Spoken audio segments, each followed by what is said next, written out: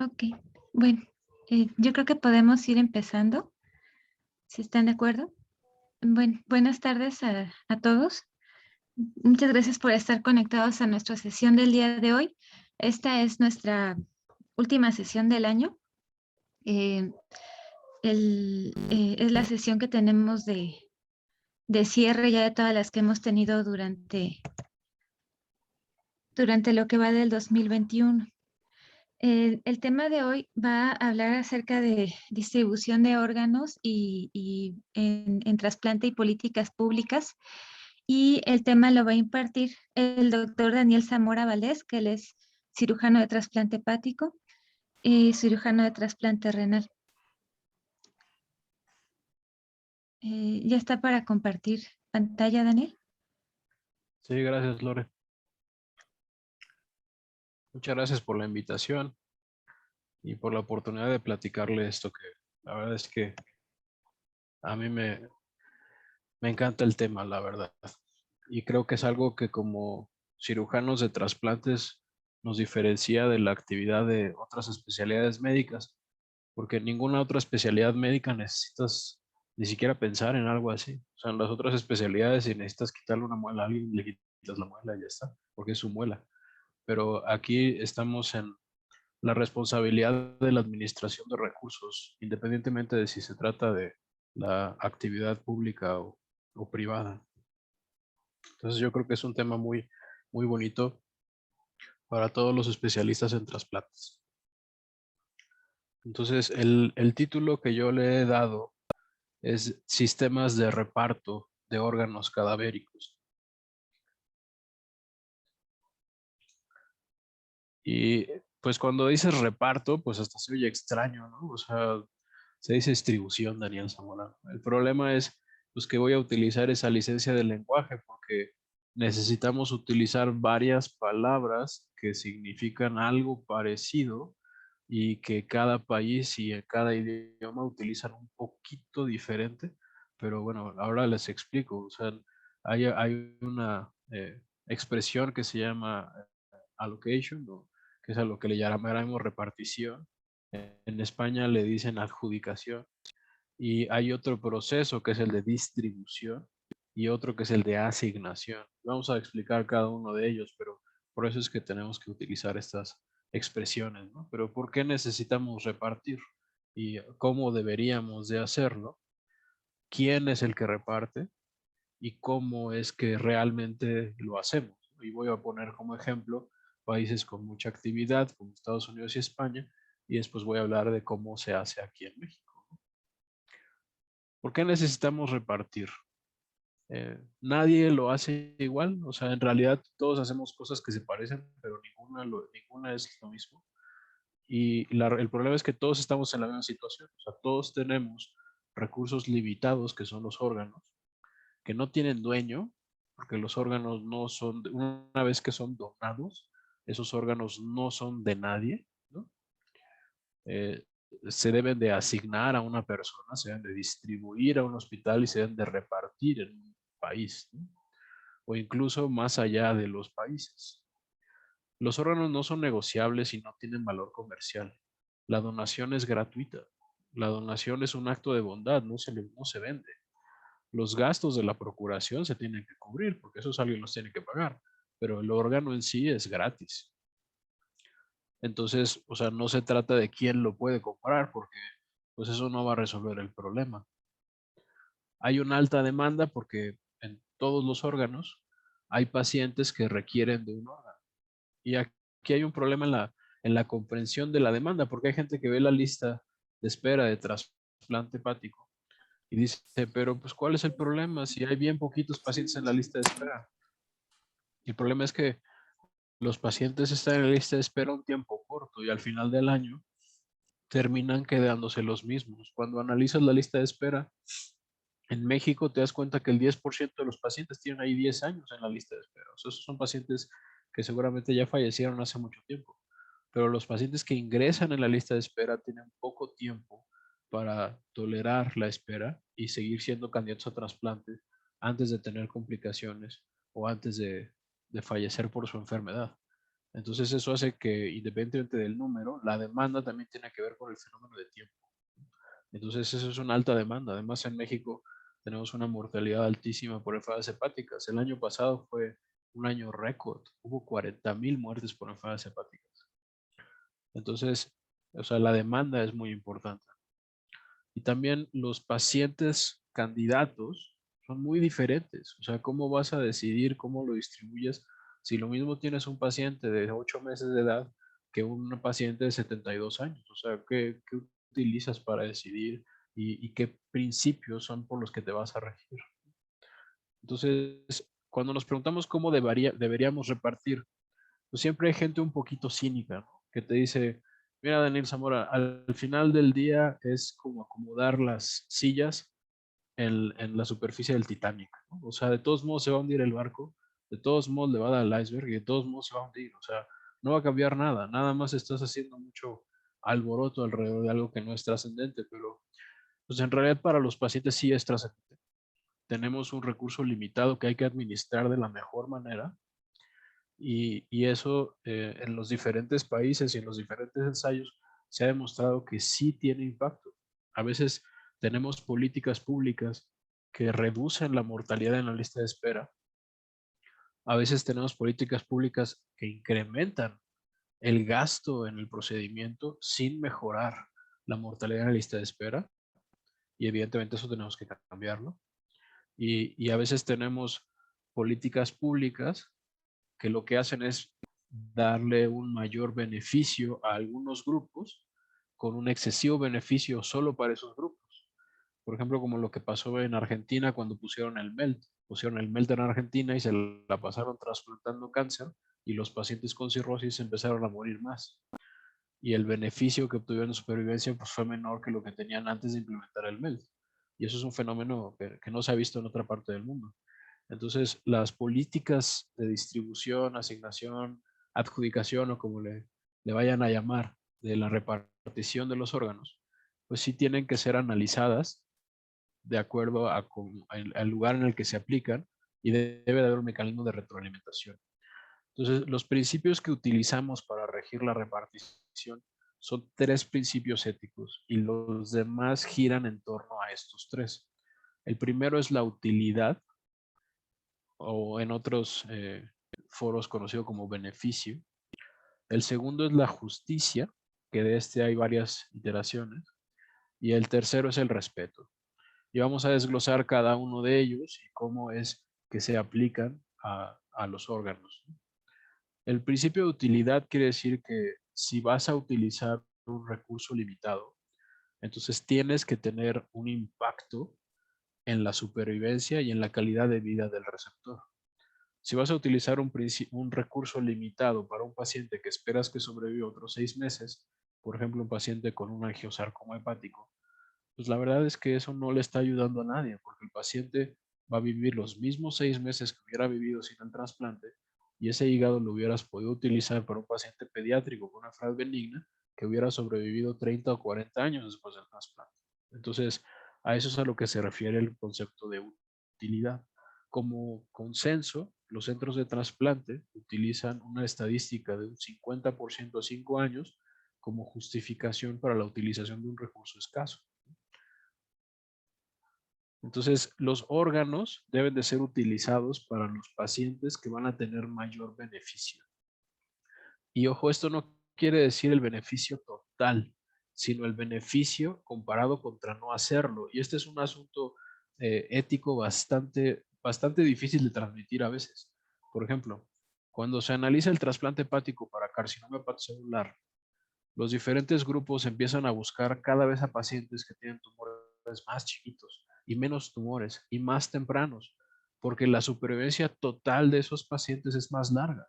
Entonces, no es que si trasplantamos a pacientes de 3 centímetros, un solo tumor, van a sobrevivir a 5 años el 85%, pero si trasplantamos a uno de 2 centímetros, va a vivir el 90%, y si trasplantamos a uno de 1 centímetro, pues todavía más porcentaje. No, pues sí, te trasplanta a alguien que no tiene nada, pues si está sano, pues igual vive más, pero ese no es el punto, ¿no? O sea, el punto no es la supervivencia total, sino la supervivencia que el paciente obtiene comparada con no hacerse el trasplante. O sea, si tienes un carcinoma hepatocelular de 7 centímetros o de 6 centímetros y medio, y que es un paciente que va a tener una expectativa de vida bastante mala, y que si no lo trasplantas va a sobrevivir un año y medio, y si lo trasplantas va a sobrevivir 4 o 5 años, el beneficio en términos absolutos para ese paciente es mucho mayor que el que un paciente que tiene un tumor de 1 centímetro que le podrás haber hecho una cuña hepática. Entonces, a eso es a lo que se refiere el beneficio médico máximo. No es al número total de años que viven o al porcentaje absoluto, sino al beneficio real, al beneficio neto que obtiene el paciente comparado con otras estrategias terapéuticas. El principio de utilidad no aplica al valor social de la persona. Por ejemplo, en esta imagen lo que vemos es un cirujano de trasplantes por un lado y un mimo del otro, ¿no? Entonces tú dices, para la sociedad hay una mayor utilidad por la profesión de uno contra la profesión del otro. Y esto definitivamente no lo tomamos en cuenta, eso estaría mal. O sea, todos somos iguales independientemente de si somos sacerdotes de alguna religión o si somos profesores de la primaria o si somos médicos o si somos abogados. O sea, aquí no aplica ese concepto de utilidad. O sea, esto tiene que ser independiente de este principio. No se puede hablar de utilidad en el sentido de que haya un grupo étnico u otro que se beneficie más de un trasplante, aunque eso quizás hasta estadísticamente se pudiera demostrar, pero no sería algo ético. Aunque fuera un fenómeno estadístico, no sería ético hacerlo. Pero lo que sí es que va a haber ocasiones en donde necesitemos decidir con base en antígenos de histocompatibilidad, y eso sí, de forma indirecta, pues va a estar asociado al grupo étnico del donante o del receptor. Pero eso no quiere decir que estemos decidiendo por el grupo étnico, sino que estamos decidiendo por los antígenos de histocompatibilidad para el caso del trasplante renal, de páncreas o de corazón. El otro es el término de la distancia. O sea, mientras más lejos esté el receptor del donante, pues el tiempo de isquemia va a ser más largo, y no hay ningún órgano en donde el tiempo de isquemia no sea perjudicial para el resultado a largo plazo del trasplante.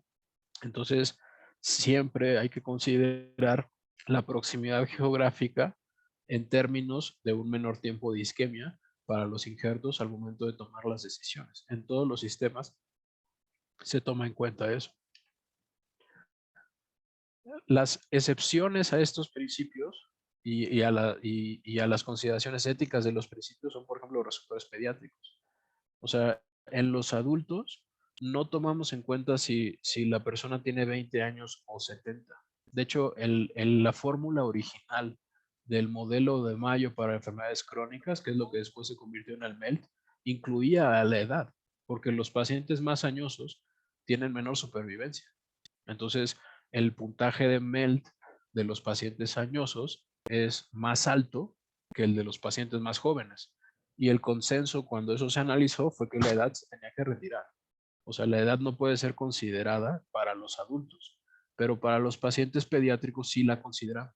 O sea, tanto pediátricos contra adultos, como incluso dentro de los pediátricos, consideramos de forma diferente a los menores de 2 años que a los mayores de 2 años y menores de 18, porque la mortalidad, el riesgo de mortalidad en la lista de espera para los pacientes de menos de 2 años es 100% más alta que el riesgo de mortalidad en lista de espera de los pacientes mayores de 2 años. Entonces, sí consideramos la edad e incluso un subgrupo de esa edad como de mayor beneficio, ¿no? Y las justificaciones éticas es que los pacientes pediátricos tienen una vida útil prudencial mayor. Es decir, o sea, un paciente pediátrico, si llega adulto, va a poder ser alguien productivo, que trabaje y que aporte a la sociedad, en comparación quizás de alguien añoso que ya está incluso jubilado, ¿no? Ese es un concepto de utilidad desde el punto de vista social. Pero el que a mí me parece más importante es la entrada justa de la vida, que en inglés lo van a encontrar como fair innings. O sea, un principio justo. O sea, no se vale que empieces en la vida sin poderte defender y sin poder expresarte y sin poder llegar hasta donde podrías haber llegado teniendo una oportunidad diferente de los demás. Entonces, por eso es que abogamos porque los pacientes pediátricos tengan prioridad en cualquier lista de espera de cualquier tipo de trasplante. Y el otro es el principio que se conoce como max y min. O sea, el máximo beneficio con el mínimo riesgo que estos pacientes demuestran. O sea, estos pacientes tienen una supervivencia después de trasplante de riñón o de hígado de 30, 40 o hasta 50 años. La primer paciente que trasplantó Starzol de forma exitosa era una paciente pediátrica, la que sobrevivió más allá del primer año de vida. Y esa paciente llegó a los 64 años con ese hígado, se hizo abuelita y la verdad es que, o sea, es todo un caso de éxito, ¿no? Y esa fue la primer paciente y así como ella ya hay muchos pacientes en el mundo, ¿no? Y el último punto que es también de los más importantes es la utilidad del trasplante en la población pediátrica. Cuando se compara la supervivencia a 5 años de pacientes pediátricos y pacientes adultos, pues la verdad es que no hay mucha diferencia. O sea, la supervivencia es más o menos similar. Es un poquito más alto en los pediátricos, pero no alcanza significancia estadística. Pero cuando se compara la supervivencia a 20 años de la población pediátrica, es muchísimo superior a la de cualquier grupo de población adulta. Cuando comparan la supervivencia a 20 años de los pacientes adultos, esa supervivencia, por ejemplo, en el grupo de la clínica Mayo donde yo entrené era de 50% a 20 años, que es una bastante buena. Pero la mayoría de los grupos en España reportan una supervivencia a 20 años del 20%. O sea, estamos hablando de trasplantes realizados en los 80, los 90, hasta el 2000. O sea, esa supervivencia en adultos es muy baja. En cambio, en niños, la supervivencia en la mayoría de las series está por arriba del 65% a 20 años. Y en la mayoría es más alta. Entonces, la realidad es que es un grupo de alta vulnerabilidad y de gran beneficio, en donde hacemos la excepción del principio ético de no considerar la edad para darle la utilidad al trasplante. El principio de justicia tiene diferentes aplicaciones en la asignación de órganos. El primero es que debe de haber un acceso igualitario, que no dependa ni del género, ni de la preferencia sexual, ni del grupo étnico, o de la localidad, o de la ancestría, o como gusten denominarlo, de la religión, ni de ningún tipo de orientación política para la asignación de los órganos. Activamente, en la mayoría de los países, analiza el acceso de grupos minoritarios para asegurarse de que esos grupos minoritarios no tienen un menor acceso y que el acceso es por lo menos equiparable al grupo que pertenece a la mayoría de la población. Esto también aplica a los sistemas de atención de los pacientes. O sea, los pacientes no deben de discriminarse si se atienden en un hospital público de pocos recursos o en un hospital privado que tenga mucho dinero. Así como tampoco debe de discriminarse a los pacientes que se atienden en hospitales privados. O sea, no hay ningún principio ético por el que se deba de establecer una diferencia entre el tipo de hospital en el que se atiende el paciente. El acceso a trasplante debería ser igualitario independientemente del sistema en el que se atiende el paciente. También es justo que los pacientes que estén más graves accedan más rápido o que tengan menos tiempo esperando. Y es que eso se justifica en primera por el riesgo de morir que tienen. Si es más alto, pues entonces hace sentido atenderlos primero. Para eso, en la mayoría de los programas en el mundo se utiliza el sistema de MELT, que es un sistema del que se ha hablado ya durante este curso y que es un puntaje que se obtiene de la creatinina, el INR, las bilirrubinas y el sodio y que permite predecir la mortalidad a 3 meses. Un paciente con un puntaje de MELT de 15 tiene más o menos el mismo riesgo de morir por trasplantarse que por seguir esperando. Un paciente con más de 15 tiene progresivamente mayor beneficio en supervivencia si se trasplanta que se sigue esperando. Los pacientes que tienen puntajes de MELT arriba de 40, en realidad ya no se puede discriminar entre quién tiene más riesgo de morir y quién no. Entonces, aunque la fórmula teóricamente puede ir desde 6 hasta el infinito, a partir de 40 dejamos de contar y en 40 ya todos tienen 40. Pero hay otras cuestiones a tomar en cuenta en estos pacientes que están graves. La primera es la probabilidad que tienen de recibir otras ofertas. Y eso depende de la tasa de donación del país y del grupo sanguíneo de la persona, así como de su ubicación geográfica en donde está siendo atendido. Esto es el principio por el que algunos países permiten que los pacientes puedan registrarse en diferentes puntos de un mismo país. O sea, en Estados Unidos los pacientes tienen el derecho de acceder a varias listas de espera en diferentes hospitales para poder incrementar su probabilidad de trasplantarse. Y esto no está en contra de las reglas, al contrario, o sea, si el paciente lo puede hacer y quiere hacerlo, pues tiene la oportunidad de hacerlo. El siguiente es el tiempo de espera. O sea, el paciente, independientemente de su gravedad, mientras mayor tiempo está esperando, pues tiene un mayor riesgo de tener complicaciones y mayor riesgo de morir durante la espera. El otro es si es un trasplante o un retrasplante. Los pacientes que tienen retrasplante tienen un mayor riesgo de complicaciones y una menor expectativa de supervivencia después del procedimiento. Por eso es que deben de ser un grupo considerado de forma especial.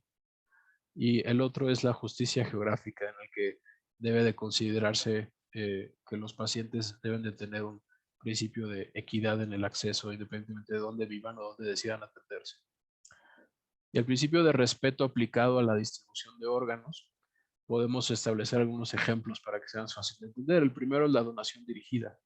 O sea, un paciente que fallece en la lista de espera y que tiene un familiar cercano o un amigo que está en la lista de espera y su familia solicita que uno o varios de los órganos de ese paciente pues sean utilizados por ese otro familiar que está en la lista de espera. Y es algo que en todos los países se puede hacer. O sea, evidentemente se tiene que demostrar que no hay dolo de la muerte de la persona, porque eso puede ser un problema, pero se tiene que demostrar la relación de alguna manera. En Estados Unidos se permite que se haga incluso entre amigos. En México se requiere que sean familiares y que se demuestre la relación o el vínculo de alguna manera. Y esto es algo que respeta el deseo del donante de, de dar vida a alguien a quien lo aprecia. Otro ejemplo es el donante altruista. El donante altruista debe ser capaz de poder donar sin saber a quién le dona, si es que él o ella no quieren saberlo. O sea, no se les puede obligar a conocer a sus receptores, no se le puede obligar a saber quién es, cuál es su nombre o su sexo o su edad. O sea, si el donante quiere hacer el acto de dar vida y no quiere saber a quién, esto evidentemente aplica en los donantes vivos más que en los donantes cadavéricos, pues debe de respetarse ese deseo y de respetarse la privacidad del donante. Y otro punto que se aplica a la distribución de órganos es la el derecho de los receptores de rechazar una oferta. O sea, el que un receptor o un paciente candidato rechace una oferta no es razón para decir, ah, pues te voy a sacar de la lista de espera porque podías haberte trasplantado y no te trasplantaste. O sea, el paciente está exponiendo su vida a un riesgo y solamente él puede decidir qué tanto riesgo está dispuesto a asumir después de tener una conversación franca y honesta con su médico. Por ejemplo, si el donante decide que no quiere ser trasplantado por un paciente que sea usuario de drogas intravenosas, pues debe de tener el derecho de decir que no, aunque también debe tener la información necesaria para tomar esa decisión. Además de estos principios éticos, hay una serie de derechos de los usuarios que se deben de respetar en los sistemas de distribución. Y estos usuarios en realidad pues son los programas de trasplante y los hospitales y los pacientes en la lista de espera. Estos derechos no rigen en los mecanismos de reparto, pero sí son tomados en cuenta en la forma en la que se construye y se continúan los sistemas.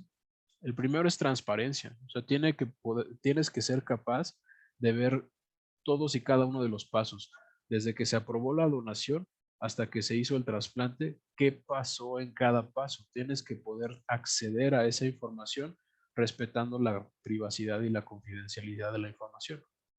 Tiene que ser trazable, o sea, tienes que ser capaz de poder ver cada paso y decir, esto pasó por esto, y esto es consecuencia de esto, y esto es consecuencia de esto. Y tiene que ser reproducible. O sea, si tienes el mismo donante en el mismo sitio, en el mismo localización geográfica y tienes la misma lista de espera, pues si haces el proceso 3 o 4 veces debes de tener el mismo resultado. O sea, no tienes por qué tener un resultado diferente en términos de cómo se establece la lista de espera si lo haces hoy o si lo haces el viernes. Debe de ser accesible para los demás usuarios. O sea, no puedes acceder a los nombres de los pacientes o a otros detalles, dirección, RFC o estas cosas, pero sí debes de poder saber que un paciente se trasplantó y que tuvo éxito y que sobrevivió 1 año y que el otro sobrevivió 3 y que el otro sobrevivió 30, para que puedas después analizar la información y darte cuenta de cómo funciona mejor tu sistema, porque si no lo puedes acceder, no lo puedes estudiar, y si no lo puedes estudiar, no lo puedes mejorar. Los sistemas de distribución tienen que ser gratuitos y tienen que tener mecanismos de protección de la información. O sea, no puedes estar mandándole el nombre del donante a todo el mundo, no puedes estarle mandando la credencial del lector del donante a todo el mundo, la dirección, o sea, quién es su papá, quién es su mamá, o sea, todo eso debe ser información confidencial y en un sistema de distribución bien establecido no debería de compartirse esa información. Se le asigna un número, una clave, un código al donante y te refieres a él o a ella por ese código, nada más. Estos principios incluso han sido principios rectores establecidos por la Organización Mundial de la Salud. Hay 11 principios diferentes en lo que se refiere a los sistemas de distribución. El principio 5 habla sobre la gratuidad, tanto de la donación, los órganos que no deben de tener precio, como de la gratuidad en el sistema de distribución. En este principio, la OMS reconoce que los procesos de procuración y los gastos de la procuración tienen que ser cubiertos, esos no son gratis, pero el órgano en cuanto a tal sí lo es. También establecen los principios de transparencia, establece la obligación de los centros y de los sistemas que son encargados de la distribución de órganos de publicar sus resultados de forma periódica y también la confidencialidad de la información. En el mundo hay diferentes sistemas de reparto, como les dije al principio, nadie lo hace igual, y el desarrollo normativo varía de forma muy importante. Hay países que iniciaron su legislación en donación y trasplantes en los años 80 y que tienen legislaciones muy arcaicas, y hay otros que tienen una legislación que se inició relativamente más reciente y que se mantiene de forma bastante actualizada y que son legislaciones muy exhaustivas. Hay algunos países que tienen falta de desarrollo de estas políticas, falta de vigencia, y también algunos que utilizaron un modelo para basarse de otro país y que después fueron desviándose de ese modelo y terminaron en una mezcolanza que no tiene la coherencia necesaria para que el sistema funcione bien. Esta es una publicación de la Organización Panamericana de la Salud que se la recomiendo ampliamente. Es un análisis comparado de la legislación en todos los países miembros de la OPS, que incluye a los países de América Latina y a España. Entonces, ya ves que yo les recomiendo esta publicación para que la revisen y conozcan cómo funcionan estos sistemas en los diferentes países. Para mí sería imposible tratar de cubrir todos estos países y me voy a limitar nada más a 2 países en el extranjero, que son Estados Unidos y España, que es donde yo me entrené en mi especialidad en la maestría, y en México, que es a donde trabajo. Entonces, en el extranjero sería imposible cubrir todos los órganos. Voy a hablar de hígado como un ejemplo. Y en México, pues voy a cubrir las urgencias, la asignación prioritaria de los diferentes órganos, que es una cosa bastante breve, y la distribución y asignación a grosso modo de cómo se hace en el país. Vamos a hablar acerca de cómo funciona el modelo de donación y trasplantes en cada país y de cómo funciona el financiamiento de los modelos, para después hablar acerca de la legislación existente y de cómo se aplica ese modelo. Vamos a empezar con Estados Unidos, luego con España y luego con México. En Estados Unidos, los hospitales no tienen coordinadores.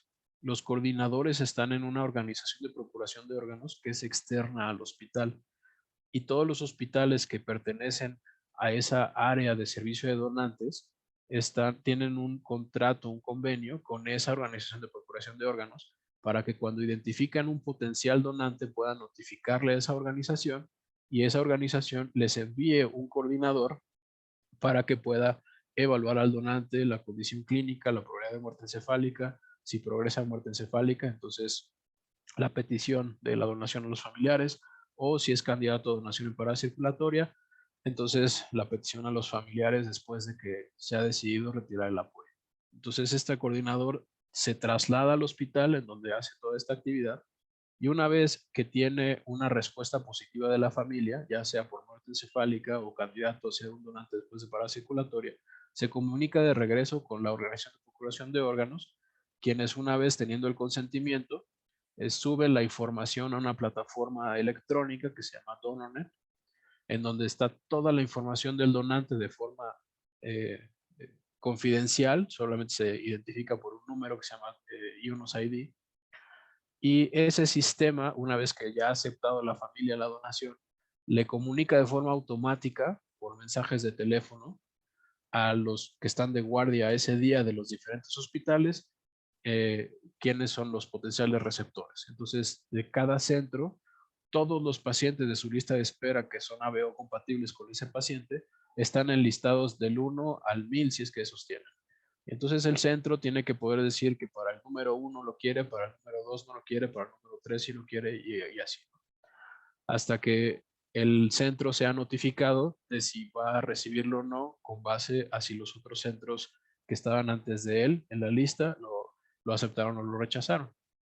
Una vez que el hospital acepta la oferta, entonces la OPO envía a otro coordinador, que ya es un técnico de procuración al hospital, para que en conjunto con el equipo del hospital vayan a hacer la procuración.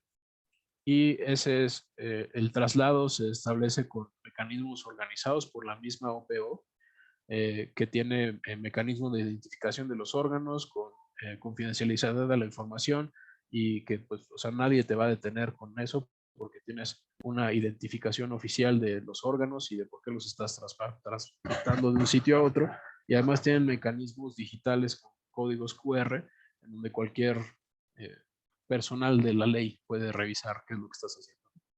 Entonces esos órganos se trasladan al hospital para que se realice el trasplante.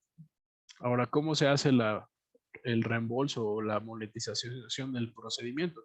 En Estados Unidos, los hospitales le pagan a la OPO por todo el proceso una cuota fija, porque la OPO establece un análisis de cada año de cuánto se gastó en salarios, en insumos, en aviones, en ambulancias, en todos los insumos que necesita, cuánto se gastó de todo y lo distribuye entre el número de órganos que obtuvo. Y entonces ese monto es lo que le cobra a los hospitales para todos los órganos del siguiente año. Y así, o sea, independientemente de si te lleva en ambulancia o te lleva en avión, la OPO se encarga, el hospital no tiene que hacer nada de eso, solamente tiene que pagarle a la OPO cada vez que obtenga un órgano. Entonces la OPO recibe ese presupuesto. Ahora, en el caso de riñón, Medicare se encarga de pagarle a los hospitales donantes por la generación del donante y le reembolsa los gastos de procuración, de manera tal que el hospital no sale perdiendo por tener un donante. Y también se encarga de reembolsar los gastos al hospital que realiza el trasplante. En el caso de los otros trasplantes de órganos de hígado, corazón, pulmón y otros órganos, no son cubiertos por Medicare, sino por aseguradoras privadas, que son las encargadas de pagarle a los hospitales donante y receptor, tanto por la procuración como por el trasplante. En Estados Unidos la legislación está basada en una ley del 84, que se conoce como NOTA, el National Organ Transplant Act, que establece grupos de trabajo para que ellos decidan cómo se va a hacer la distribución, asignación y repartición de los órganos. En el caso de hígados, el comité es de hígado e intestino, hay otro comité que es de riñón y páncreas, y hay otro comité que es de corazón y pulmón, ¿no? Esta ley autoriza que se contrate a una organización para que se encargue de establecer los principios que van a regir la distribución, y a una segunda organización que se encargue de hacer la parte logística técnica y de poner en práctica todos los principios que la primera instancia define. Es decir, OPTN es la organización de la red de Organ Procurement and Transplantation Network, la red de procuración y trasplante de órganos. La OPTN es una instancia que solamente dicta políticas, no hace cosas. Y UNOS es una instancia que no dicta políticas, solo hace cosas, ¿no? Ese es más o menos cómo funciona. Para que no sean juez y parte, sino que el OPTN es el juez y UNOS es la parte, para que sea más claro. Y esta misma ley establece la creación del registro científico de receptores de trasplantes para el análisis de la información. Los criterios que se utilizan en Estados Unidos para distribuir hígados se actualizan a periodos irregulares pero frecuentes. A veces se actualizan más de una vez al año y se publican en estas políticas de la OPTN, que en el caso de hígado es la política 9, que es evidentemente bastante extensa, son más de 50 páginas, pero les voy a platicar a grosso modo cómo es que funciona. En Estados Unidos, el primer estrato de pacientes son los pacientes más graves, con las urgencias nacionales, que se conoce allá como estatus 1A, que son los pacientes en falla hepática aguda, los pacientes que están en anhepático por una cirugía hepática que haya tenido complicaciones y que el paciente se quedó sin hígado por alguna lesión vascular mayor o trauma hepático, los pacientes que tienen función, no función primaria del injerto o trombosis de la arteria hepática después del trasplante, o los pacientes adultos que tienen descompensación aguda de enfermedad de Wilson, independientemente de si son cirróticos o no. Y hay un estatus 1B que solamente aplica a población pediátrica, no existe para población adulta, en donde los pacientes con hepatoblastoma, con acidemia orgánica o con trastornos del ciclo de la urea, o pacientes cirróticos que están descompensados con un PEL de más de 25, y ya que estén intubados o que estén en diálisis o que tengan sangrado activo de tubo digestivo, pueden acceder como un tipo de urgencia que está por debajo de la 1A y solamente aplica a pacientes pediátricos. Cuando hay esta situación en un hospital donante, se crea un radio de 500 millas náuticas alrededor del hospital. Y entonces cualquier paciente en estatus 1A o 1B, si es que no hay 1A, que esté en ese radio del hospital donante, puede acceder al órgano. Eso en kilómetros, para los que hablamos en castellano, son 926 kilómetros. Cuando no hay un paciente en urgencia 1A o 1B, la distribución de órganos se basa en el puntaje de MELD y los radios utilizados dependen del tipo de donante. Cuando el donante es un donante ideal, un adulto menor de 70 años que fallece por muerte encefálica, entonces se establecen círculos de atención que están en el hospital donante a 150 millas, después un segundo a 250 y un tercero a 500 millas náuticas. Si hay un paciente en el hospital donante que tiene un puntaje de 37 o más, el órgano se queda en el hospital donante. Pero si hay un paciente que tiene ese puntaje en el primero, segundo o tercer círculo, entonces se va preferentemente a ese paciente. Si en ninguno de esos círculos hay un paciente con un puntaje de 37, se repite el mismo procedimiento a intervalos de puntaje de MELD, 33 a 36, 29 a 32 y 15 a 28. En el caso de los pacientes, de los donantes que son mayores de 70 años por muerte encefálica o a cualquier edad que son donantes en parada circulatoria, se utiliza solamente un puntaje arriba de 15, porque esos donantes se benefician, los receptores, de recibir órganos que tienen un tiempo de isquemia más corto y se busca activamente que se utilicen de forma local. Entonces, ahí no se consideran estos puntajes de MELD alto para que viajen más tiempo los órganos, sino que se busca que se utilicen con un menor tiempo de isquemia fría. Entonces, si en el hospital donante hay un paciente que tiene un puntaje de MELD de 15 o más, o en el primer círculo de atención, el órgano se queda en ese sitio. No tiene que viajar para pacientes, para órganos de donantes que se benefician de un menor tiempo de isquemia fría. En el caso de los donantes pediátricos, los donantes de menores de 18 años, se aplican a cualquier hospital dentro del círculo de las 500 millas náuticas para receptores pediátricos, de acuerdo a su puntaje de gravedad. Y esto evidentemente hace que tengan mejor acceso a estos órganos de mayor calidad los pacientes pediátricos. La oferta se realiza mediante un sistema electrónico que se llama DonorNet, en donde toda la información está disponible y hay listas en donde se pueden consultar de cada paciente candidato del programa que está evaluando la oferta. Hay algunas excepciones a estos criterios, por ejemplo, los donantes que se originan en Hawái o Puerto Rico, pues evidentemente no pueden aplicarse estos mismos principios y se busca que se utilicen de forma local, porque además hay programas de trasplante de forma local. En los donantes generados en Alaska, que la verdad es que no son muchos, pero sí hay de vez en cuando, no hay ningún programa de trasplantes en Alaska. Entonces, todos estos donantes se considera que se originan del aeropuerto de Seattle. Y entonces, a través de los mismos círculos de distribución, es como se establece la distribución de estos donantes en los estados de Washington y Oregon.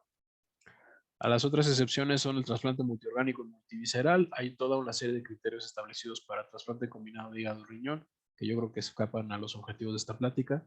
Hay otros criterios menos establecidos, pero bastante claros para hígado e intestino. Y los criterios para hígado, corazón e hígado pulmón pues básicamente se establecen por los círculos de millas náuticas. O sea, los pacientes que van a hígado-corazón tienen prioridad incluso dentro del primer círculo de atención, y los que van a hígado-pulmón tienen prioridad dentro del segundo círculo de atención. Ahora, les platico cómo funciona en España. En España, el coordinador está dentro del hospital. Él vive ahí, trabaja ahí y de hecho es trabajador del hospital. Y identifica al donante y él hace todo, él o ella, en este caso, hacen todo el procedimiento. Y ellos son quienes notifican a la organización de trasplantes, ya sea la OCAT en el caso de Cataluña o la ONT en el resto del país.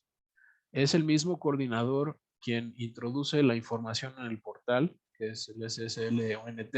En el caso de Cataluña es un sistema que se llama UCIO, y notifica a los hospitales receptores de la ciudad o de la comunidad autónoma o de la zona o de todo el país, dependiendo del caso, la existencia de un donante para que evalúen la oferta, y en caso de ser autorizada, que se comuniquen de regreso para establecer el proceso de procuración.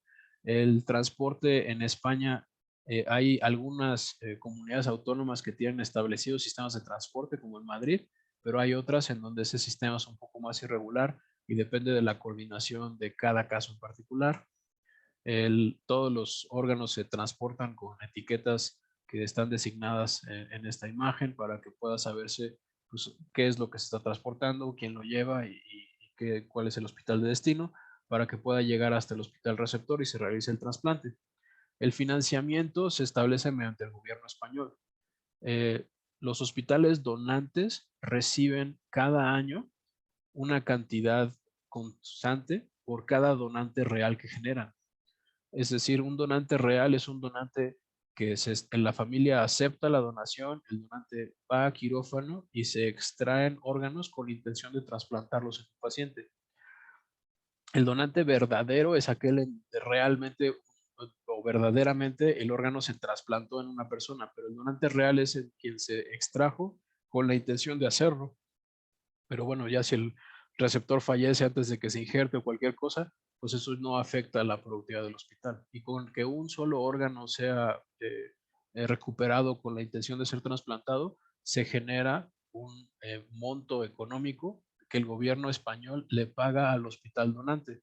Se lo paga al hospital, no se lo paga a los médicos que trabajan ahí, pero los médicos pues tienen el beneficio de que su hospital tiene más recursos para poder trabajar más a gusto y para poder atender mejor a sus pacientes y para poder contratar más personal y pues tener un ambiente laboral mejor. Entonces, pues evidentemente no hay un beneficio económico directo para los médicos, pero sí hay un beneficio para el hospital de llevar a cabo procesos de donación. Y los hospitales receptores tienen también montos establecidos por cada trasplante que realizan, que se va a un monto anual y que se va a un presupuesto específico. O sea, en el caso de la donación, el presupuesto no puede ser dirigido a la donación en específico, sino que es para el presupuesto general del hospital. En el caso de los trasplantes, sí se va a un presupuesto específico para los programas de trasplantes. La legislación en España, la más actualizada es el Real Decreto del 2012, que en lo que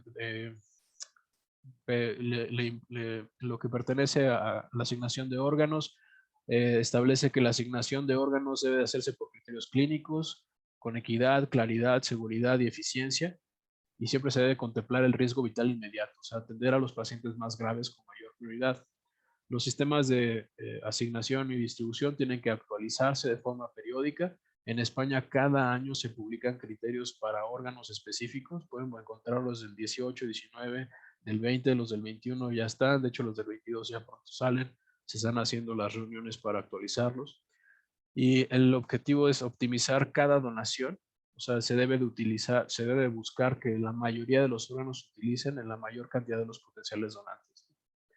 Y lo que la ley hace es establecer como responsables de establecer estos criterios a grupos de trabajo, ¿no? Que se establecen con grupos de trasplante de las diferentes comunidades, ¿no?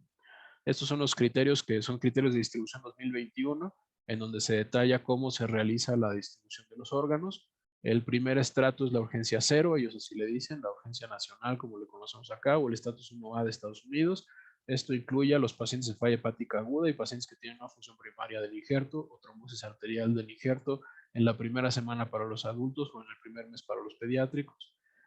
También considera el retrasplante en agudo, de pacientes que tienen falla del injerto por no función primaria o trombosis con estos periodos de tiempo, e incluso considera a las urgencias de hígado en Portugal que no son atendidas en 24 horas. Si hay un paciente en Portugal que está en falla hepática aguda y que en 24 horas no se ha resuelto, España tiene la posibilidad de atender su urgencia y Portugal se compromete a que el siguiente hígado que se genere en Portugal es ahora exportado a España para hacer el payback, para pagar la deuda que se genera con ese hígado que se utilizó para su urgencia en otro país. Y la urgencia cero implica que es una prioridad nacional, o sea, es el primer paciente que debe trasplantarse en España. Se evalúa por grupo ABO y peso, y si un grupo declina una oferta que es incompatible por ABO o que tiene discrepancia de peso, el paciente sigue activo. La urgencia dura 3 días. Si en 3 días el grupo rechaza alguna oferta de un grupo ABO compatible que no tenga disparidad de peso o pasan 3 días, entonces se inactiva al paciente.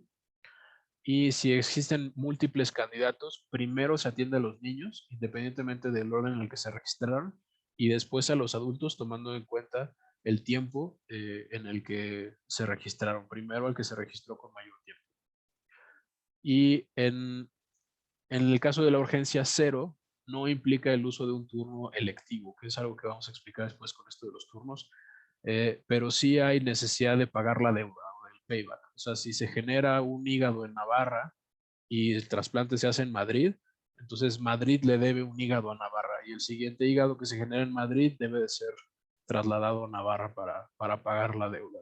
Y eso es algo que la verdad es que llama mucho la atención del sistema español. Esto es lo que se hacía en otros países en los 70s y en los 80s y ellos lo siguen haciendo y les funciona bien, pero ya casi no se hace en ningún otro país. Ahora, en España las ciudades, comunidades autónomas han sido agrupadas en diferentes zonas y van a ver que hay diferentes estratos. Uno es el estrato nacional, otro es el estrato zonal, después está el estrato de la comunidad autónoma y después el estrato de la ciudad. En el caso de la zona, estas son las 6 regiones que están activas en España, y cuando hay un caso que no es una urgencia cero, pero es un paciente con enfermedad hepática crónica que está crítico, se puede solicitar a las comunidades activar una prioridad de zona, en donde se activan principios similares a los de la urgencia cero, pero aplican a la zona y no a todo el país. La solicitud de cesión al equipo que corresponda, o sea, si se genera un hígado en Navarra, Madrid le tiene que pedir al equipo de Navarra que por favor pues, les eche la mano porque su paciente está muy malito, ¿no? Y ellos tienen que estar de acuerdo. Y también hay payback, y no solo payback, sino que si el donante era joven, les tienes que pagar como uno joven, y si el donante está viejito, les puedes pagar como un donante viejito. El siguiente estrato es el trasplante electivo, o sea, no es urgencia cero, no es una prioridad, es un trasplante de un paciente con enfermedad hepática crónica que no está en un estado delicado, ¿no?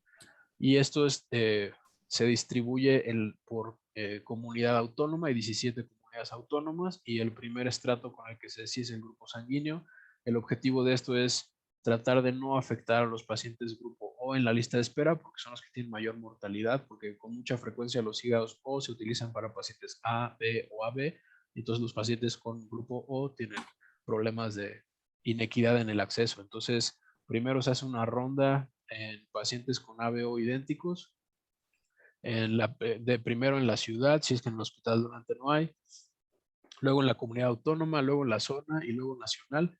Y si a ese nivel no hay un paciente, entonces se busca un ABO compatible con la excepción del O, o sea, se puede utilizar un A para un paciente AB, o un B para un paciente AB, o un A2 para un paciente A1, pero no un grupo O.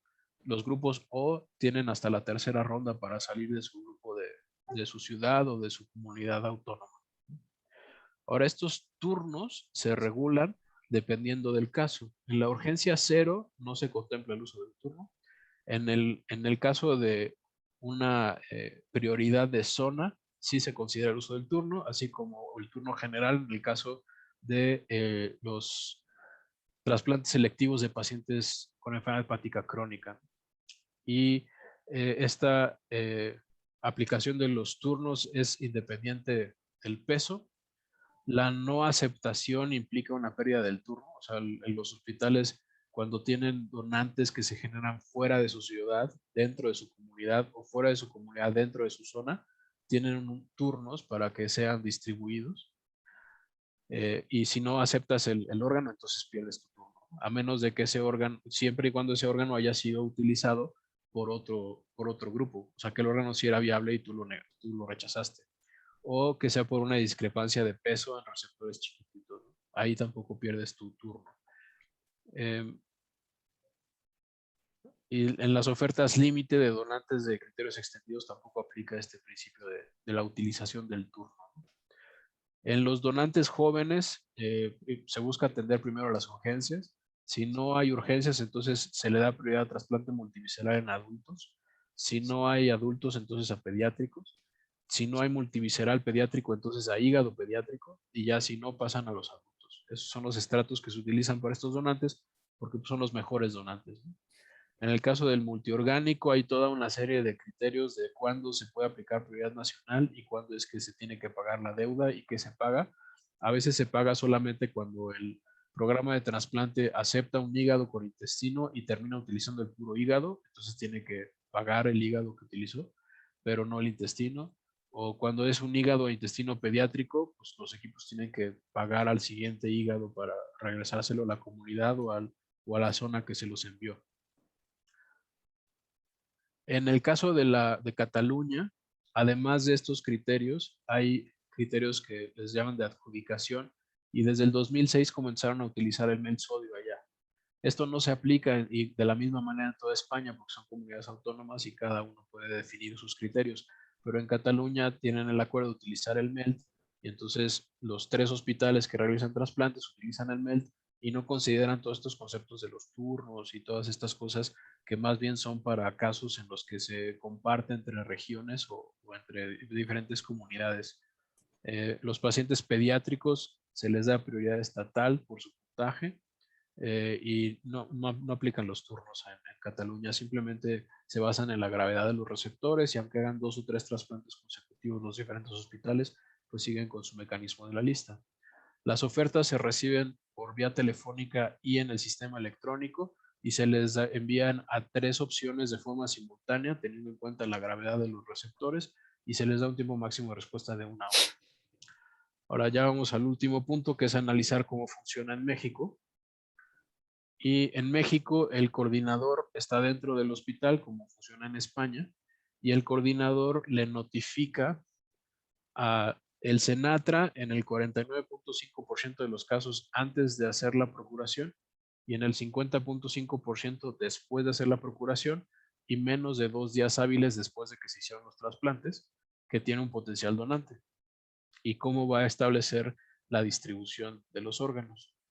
En el resto de los casos, puede ser que le avise a su centro estatal o que le avise a su coordinación nacional o que no le avise a nadie, ¿no?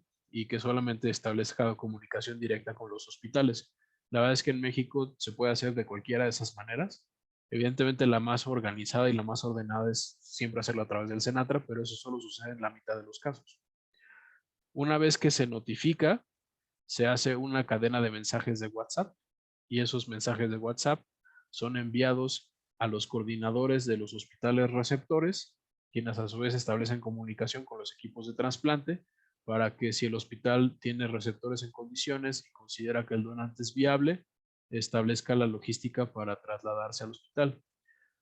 La información que se le envía por mensajes de WhatsApp a los hospitales contiene los nombres de los donantes, contiene las fotos de las credenciales del lector y la dirección de los donantes, y eso es algo que tenemos que manejar con muchísimo cuidado porque puede ser que pues, se reenvíen a quien no deben de reenviarse o que esa información se desvíe y que tengamos problemas de fuga de información. Entonces hay que tener mucho cuidado con eso. El hospital receptor entonces con frecuencia envía a su fellow de trasplante para que realice la procuración en el hospital donante. Después el fellow, después de realizar la procuración, establece mecanismos de traslado para los órganos. El único documento que realmente se genera es el de entrega-recepción, que es lo único que puede identificar qué es lo que se traslada, Y este documento, si se fijan, tiene el nombre completo del donador también. Entonces también hay que tener cuidado con a quién se le muestran estos documentos. Y en un traslado aéreo o terrestre se llevan los órganos al hospital para que se realice el trasplante. Y bueno, la verdad es que a lo mejor les llama la atención de por qué Daniel Zamora, por qué estás hablando del cochino dinero que todo lo arruina. Y eso es para explicar cómo funciona la distribución en México, porque de otra manera no se puede entender por qué funciona así. El modelo mexicano es que los hospitales privados, cuando generan un donante, ofertan sus órganos y el receptor del hospital privado a quien se le dan los órganos debe de pagarle, ya sea el paciente, la paciente o su aseguradora, debe de pagarle al hospital privado los gastos de la procuración. Y ese es un mecanismo igual que el que funciona en algunos otros países. Pero o sea, el hecho es que hay unos gastos de procuración que se tienen que saldar y los hospitales privados se aseguran de que sí se les salden esos gastos. El problema es que los hospitales, el paciente o su aseguradora también debe pagarle al hospital donde se hace el trasplante por los gastos del trasplante. El problema es que en los hospitales públicos no pueden recibir dinero por generar un donante. Entonces generan a los donantes y nadie les paga nada. Entonces los hospitales públicos en México activamente pierden dinero por generar donantes, porque nadie les paga la cuenta de la terapia intensiva del donante, nadie les paga por la cirugía de la procuración, nadie le paga por el uso de sus enfermeras, anestesiólogos, medicamentos y todo lo que utiliza el hospital público de seguridad social es una pérdida neta para ellos. Entonces, de ahí se entiende por qué se busca que los órganos que se generan dentro de un sistema de salud con un presupuesto se utilicen en el mismo sistema de salud. Es la única manera de explicarlo. O sea, no hay otra justificación ética de ningún tipo para que los órganos de un sistema se utilicen a nivel nacional antes de que se oferten al hospital que tienes enfrente. Y eso es algo que si no entiendes, si no conoces, pues no sabes por qué funciona así la distribución en México. En México, el primer criterio para la asignación de órganos es la urgencia, lo que se conoce acá como urgencia nacional. El segundo estrato es la asignación prioritaria y el tercer estrato es la distribución y asignación de casos más selectivos, ¿no? En el caso de corazón, las urgencias se establecen cuando hay choque cardiogénico en 5 escenarios diferentes. En el caso de hígado se establece cuando hay un paciente con hepatitis fulminante o subfulminante o un paciente que tiene falla primaria del injerto trasplantado. La realidad es que ninguno de estos dos están definidos en el reglamento de la ley en materia de trasplantes, de la Ley General de Salud en materia de trasplantes, y cada que hay un caso, pues se tiene que hacer un comité de expertos para que analice el caso y juzgue por votación mayoritaria si el caso debe de activarse o no, porque en realidad no tenemos definiciones claras en la reglamentación. La asignación prioritaria es para la asignación de córneas y de riñones de forma prioritaria a nivel nacional. Y para las córneas es para la perforación corneal o la úlcera con inminencia de pérdida del globo ocular. Y en el caso de riñón es para los pacientes que tienen falta de acceso para diálisis. O sea, si tienen un paciente así, pueden solicitar la asignación prioritaria para que el siguiente riñón que sea donado pueda ir a su paciente. Cuando no puedan dializarlo y tenga 7 de potasio y no puede entrar a diálisis peritoneal ni hemodiálisis. El mecanismo de distribución en México es establecido por comités que son basados en el hospital donante. O sea, el hospital donante decide a qué hospital le distribuye los órganos. El problema es que el hospital donante pues, no sabe qué hospitales tienen donantes, tienen receptores o tienen pacientes candidatos. Entonces tiene que establecer comunicación con su centro estatal de trasplantes para que le diga dentro de su estado qué hospitales tienen pacientes candidatos registrados o con el centro estatal de trasplantes para que le diga en todo el país en donde hay pacientes. Pero el comité no se basa en las características de los pacientes, sino en los hospitales, porque él no decide a qué paciente trasplantar, sino a qué hospital se va su órgano. En la Ley General de Salud, en el artículo 339, él establece que el Centro Nacional de Trasplantes debe de establecer procedimientos para la asignación y distribución mediante lineamientos. El único lineamiento publicado hasta ahorita es uno de 2009, que la verdad es que dice exactamente lo mismo que dice el reglamento de la Ley General de Salud en materia de trasplantes. El Senatra este año, a principios del año, hizo una propuesta de lineamientos generales, no hay lineamientos órgano específico, ni siquiera a nivel de propuesta. Esa propuesta no se ha publicado en el Diario Oficial de la Federación y nos basamos literalmente en lo que está en el reglamento de la ley. En este reglamento, en su artículo 38, establece que en caso de no existir urgencia, los órganos son utilizados primero por el hospital que los generó, después por la institución de salud a la que pertenece ese hospital, es decir, si el hospital es del ISSSTE, primero por otro hospital del ISSSTE, a cualquier hospital después dentro de su estado, si es que el sistema de salud al que pertenece el hospital no tiene receptores a nivel nacional, o sea, dentro del estado en el que se generaron los donantes, y después a nivel nacional.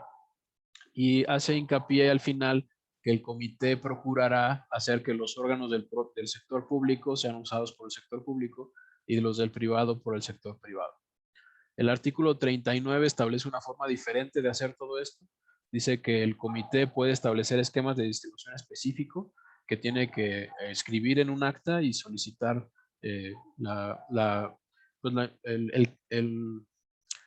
solicitar revisión por el Senatra y el Senatra entonces pues avisa que está enterado de que tiene un esquema y entonces lo aplican así, independientemente de que no vaya conforme está en el artículo 38. Y el artículo 40 habla acerca de los donantes pediátricos y el objetivo es que esos pacientes menores de 18 años, los órganos de sus donantes, sean utilizados prioritariamente por receptores de menos de 18 años. Una vez que el hospital donante ha distribuido el órgano a un hospital receptor, entonces ese hospital receptor a través de su comité decide la asignación del órgano. Es decir, el hospital puede decidir a quién se lo pone. Y esos mecanismos están determinados por el comité. No hay ninguna clase de lineamientos ni de homogeneidad en los criterios de asignación.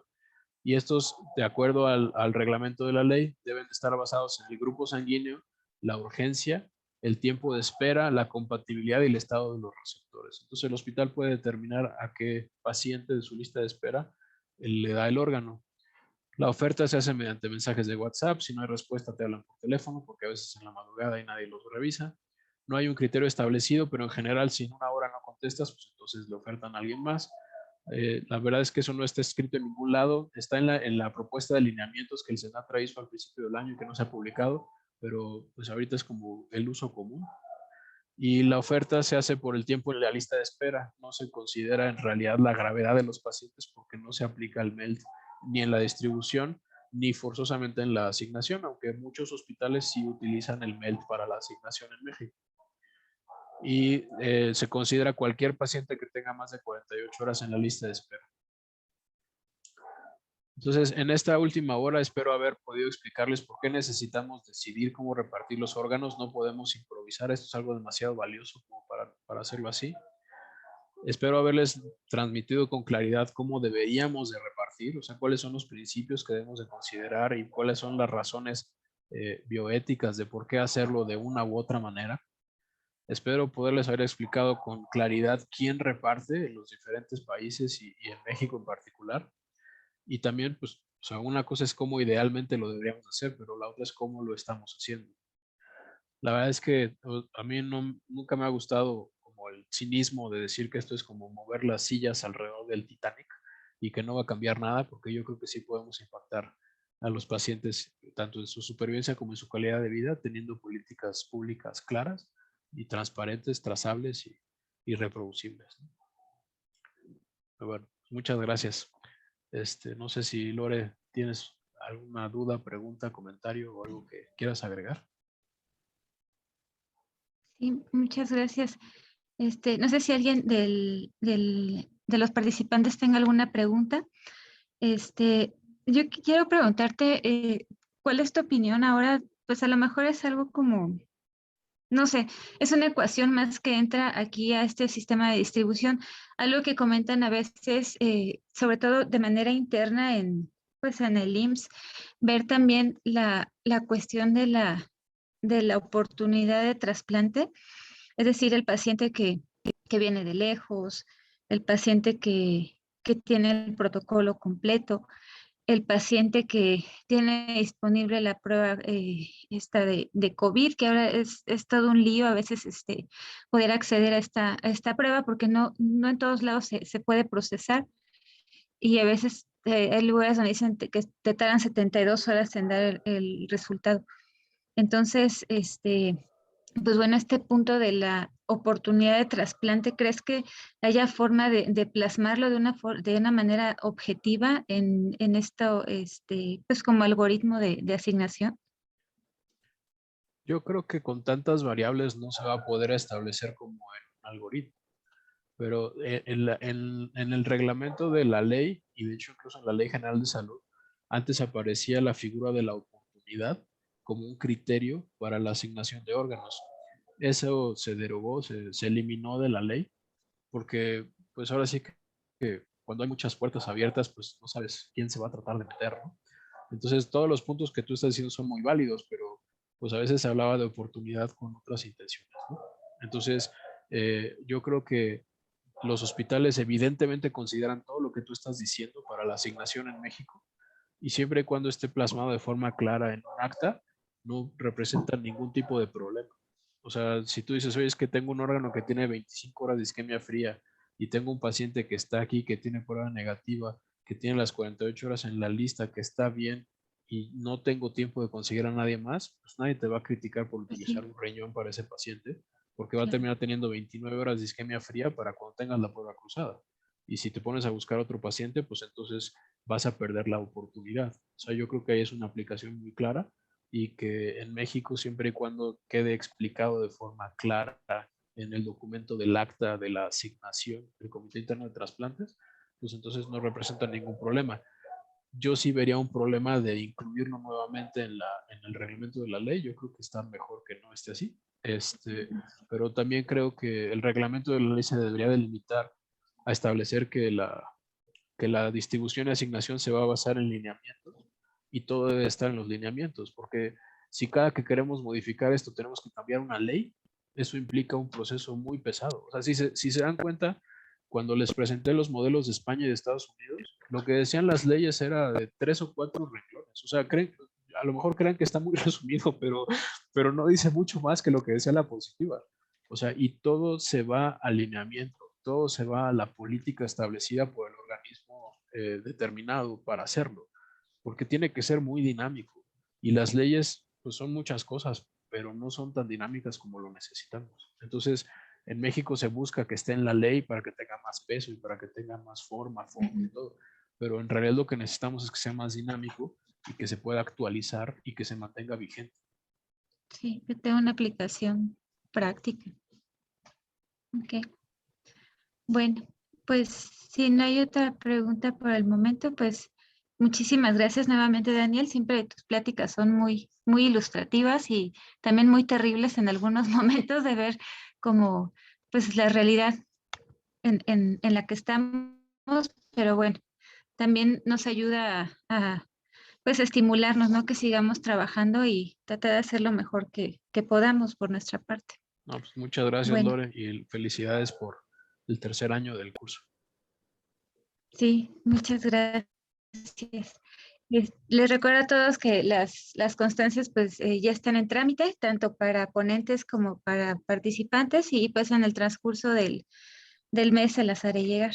Bueno, pues gracias nuevamente y nos vemos pronto.